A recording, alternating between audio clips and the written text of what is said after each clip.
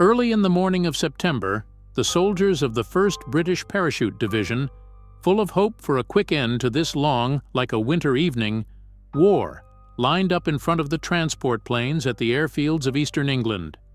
Some recalled pre-war family dinners filled with touching good nature. Some dreamed of hugging their son, who had grown up during his long absence. Many were shaking violently, the body's usual reaction to the nervous tension of people who did not expect that the landing in Arnhem would be an easy walk. But they counted on an inevitable victory and the end of the war with Germany before Christmas, so their officers promised them. So said the commander of their division, General Urquhart, in his parting words. 2 weeks later, the very few of them who remained alive spoke about the next 8 days of their lives like this. "Everything went wrong right away. The damn radio stopped working and the division's reconnaissance was ambushed by the Germans. We became deaf and blind. The Germans were definitely waiting for us. Lieutenant Colonel Frost still reached the bridge in Arnhem, which was one of the gates to Germany, and captured it. But then an SS tank division fell upon his battalion, which had only a few 6-pounder guns. It was a massacre of the innocents. The heroic paratroopers almost all died. 3 days of non-stop hell. Street fighting is a rat war. SS snipers knocked out all the officers. The 2nd Battalion accomplished its task, although of course the staff bastards abandoned us all to our fate. 7 days later, 2,380 English paratroopers fought their way out of Arnhem, surrounded by the Germans, to their own people. Out of 10,000, half were wounded, charred bodies and souls. The Americans and Polish paratroopers also suffered heavy losses. Champagne was being opened in German headquarters. Berlin radio, for the first time in a long time, was screaming incessantly about the great victory. It became clear to many of the Allied soldiers and officers that betrayal had occurred. All plans went to hell. The war dragged on for another 9 months, and in the winter of 1944, another 200,000 Dutch died of hunger and cold.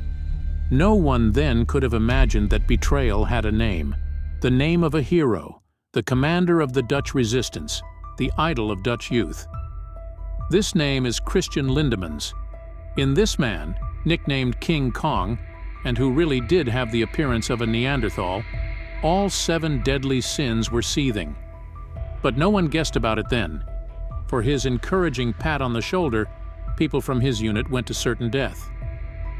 Chance and the efforts of an officer of the British counterintelligence helped to expose the traitor.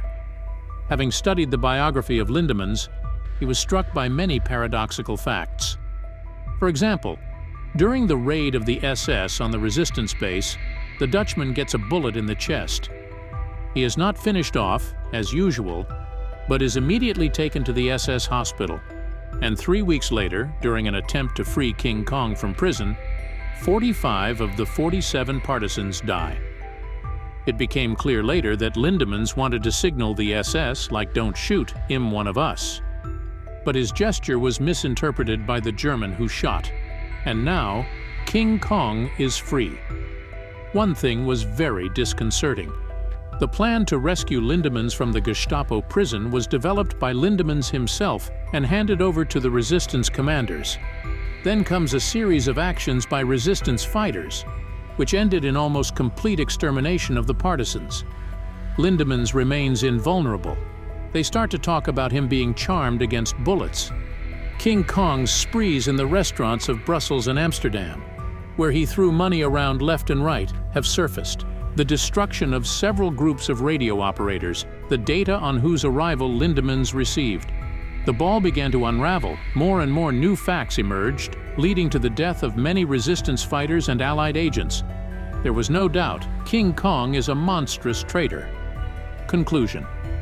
King Kong voluntarily cooperated with the Germans when his brother and lover, the cabaret dancer Veronica, were arrested by the Gestapo.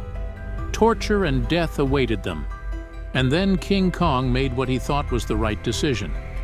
A month later, his brother and Veronica were free on the streets of Spring Amsterdam. And now the English counterintelligence is in Brussels to arrest Judas, but stunning news awaited them there. The Canadian command involved the Dutchman in the preparation of Operation Market Garden. A long, soul-tormenting wait for the Dutchman's return began. The counterintelligence agents had no idea about one thing. Lindemans had already informed the head of the Abwehr in Holland, Colonel Kiesewetter, of everything he knew about the upcoming operation. We already know the results of this meeting. Then, of course, there was the arrest, the imprisonment of Lindemans, and a tribunal session was to be held, which would put an end to the life of the dirty traitor. But one day, King Kong was found dead in a prison hospital ward.